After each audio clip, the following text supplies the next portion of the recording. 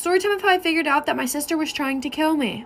So me and my sister were like best friends when we were little, but she was a very, very jealous person. So years and years go on, but her jealousy seems to start to grow. So I never really thought about it until I found out that she really wanted me dead. But throughout the years, she would do little things to get me hurt. For example, she pushed me off the top of our treehouse and I ended up breaking my arm. But every time I got hurt, my family would baby me and she would get even more mad. So at this time, we're about 16 years old, and I had to go in her room to get her laundry. And under her laundry, I found her diary, or journal, or whatever you call it. I was flipping through the pages, I found out some interesting and crazy things. Then one was named The Perfect Murder. What an original name. She had this big, huge dresser in her room. She went into a lot of detail about how she was going to kill me. But it stated that she was going to push the dresser on top of me and jump on it until I, then scream for help. I'm running out of time, like for part 2. Part 2 of I found out that my sister was trying to kill me. Continuing on with the story, after I read what I read in her diary, I decided it was best to keep it to myself. So about a month and a half later, I start to think to myself and I'm like, okay, maybe she's not actually going to do it. Y'all, I don't know why, but I was literally not scared that my sister was like about to kill me. So about 2.5 months after I read what I read in her diary, she calls me into her room and in this fakest voice ever goes, "Sissy, why are you being so distant from me?" I just looked at her like she was crazy. Then she goes, "I know you read my diary." At that exact moment, she looked psycho. I don't know what I was thinking, but right after she said that, my reflex was to knock her out. So I knocked her out, then I stomped on her head. I called my mom into the room and read her the diary, or whatever the heck my sister put in there. Mind you, while I'm reading my mom this diary, she's still knocked out on the floor. My mom then continues to say she's going to put her in a mental hospital. So to this day, my sister's in a mental hospital, and if you're listening to this and you ever get out, please don't kill me. I'm actually living an amazing life right now. My mom tried to drown this little girl. Story time. When I was about 4 or 5 years old, my family got a pool, so they signed me up for swimming lessons. And I loved everything about the class except for this one girl who we're gonna name Pamela. She was the worst. And every time we had a class, when nobody was looking, she would hold my head underwater for an extremely long time. Now, normally, my dad would take me to my swimming lessons, but this time, my mom ended up taking me. And my mom does not play when it comes to her kids.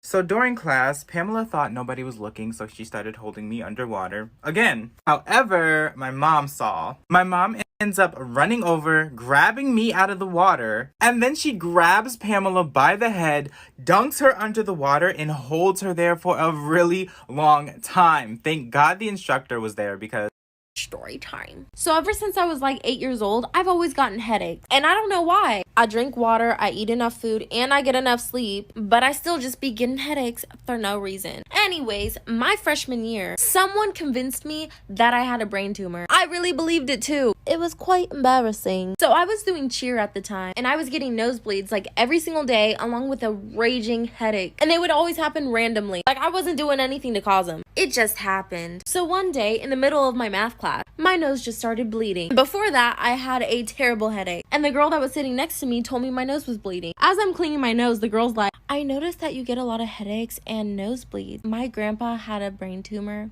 and I think that's what you have." And I was just sitting there like, I guess this is how God wanted me to go out. The whole day, I was stressing. Then when I get home, I start writing my mom a goodbye letter and picking out the clothes I want at my funeral. Then I told my sister about it, and she smacked me upside the head and called me stupid. Story time about this girl who faked being Latina. So there was this girl who went to my school. Let's call her Sarah. Sarah is the queen of lies. In every subject we talk about, Sarah always, and I mean always, comes up with a lie that has to do with her life. Here's an example. What if we're talking about Tom Holland? She'd just come in and say, "Oh yeah, Tom Holland is my dad's friend. I met him once." You know, these types of lies. Another one is when she told everyone she's Latina. It was lunchtime in school, and we were talking about where we went for the summer. Sarah tells us that she went to Spain, and she started telling us on what she did there, and says that she's 50% Latina. She also said that she lived in Spain for 6 years, and if there is any person who lived in Spain for 6 years, they must know how to speak Spanish. And then my friend Kayla asked Sarah, "What does good morning mean in Spanish?" And then Sarah looks at us, looks back at her food, and said, "I don't know, I'm still taking Spanish lessons." And we just look at her. that she doesn't even know what good morning means in Spanish. If she had lived in Spain for 6 years, she would have known what it meant. I don't know how, but that incident has spread around the entire school. Every person that walks past Sarah just says, Buenos dias, basically teasing her about not knowing what good morning means in Spanish. And then Sarah didn't show up to school for 3 days after that. And oh boy, we haven't even gotten to the crazy part. The 3 days pass and Sarah comes back to school. As soon as she walks into the class, everyone's eyes was on her. She came up, sat in her seat, and this lady showed up in a crop top, skinny jeans, fake nails, and fake lashes. And her hair was in a bun with edges. Yes, you heard me, edges. This lady is white. And in lunchtime, she took out a bag of hot Cheetos and some dipping sauce.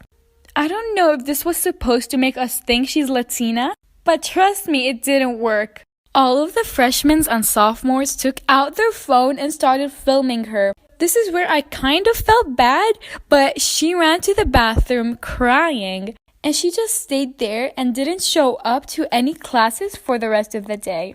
Story time. So there was this one girl in 7th grade, let's call her Lexi. And Lexi used to sit next to me in class. And I was throwing a Halloween party later this week. I decided to write a list of what we're going to be doing at the party in class while Lexi's sitting next to me. She looks over at my notebook and sees it.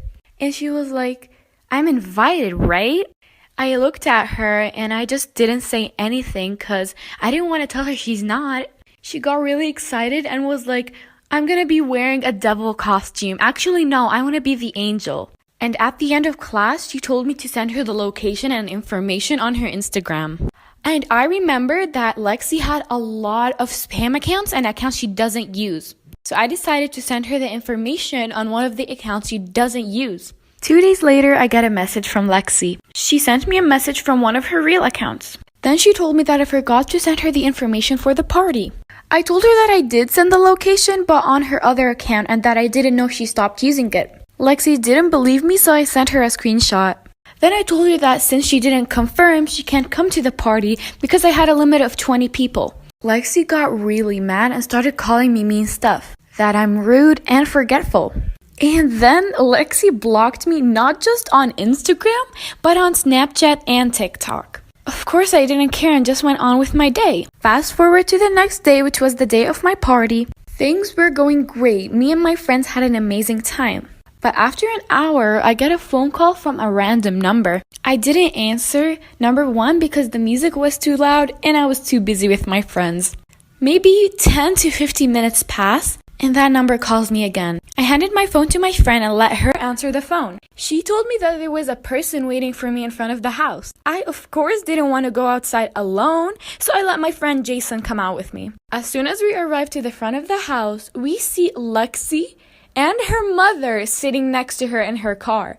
I just stood there in disbelief, not knowing what to do. Lexi got out of the car, looked at me and rolled her eyes, then looked at Jason and started talking to him. She was like, Jason, can I come in? And Jason didn't know what to say, but he said yes. And Lexi had the audacity to show up to my party after she blocked me on all of my social media. Lexi stayed with Jason and Jason's friend. I couldn't enjoy my night anymore after that. The next day in school, I told my teacher the story and she moved my place.